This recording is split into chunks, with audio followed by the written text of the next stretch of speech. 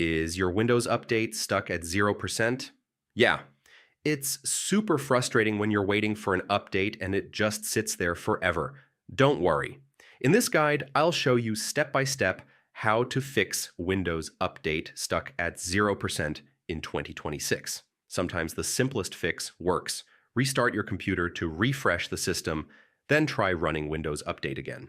Go to Settings, Arrow Update, and Security Arrow Troubleshoot, Arrow Additional Troubleshooters.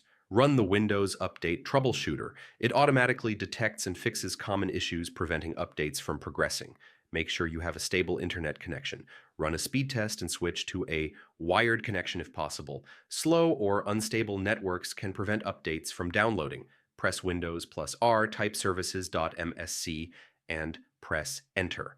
Find Windows Update, Background Intelligent Transfer Service, and Cryptographic Services, then restart each service. This often clears stuck updates.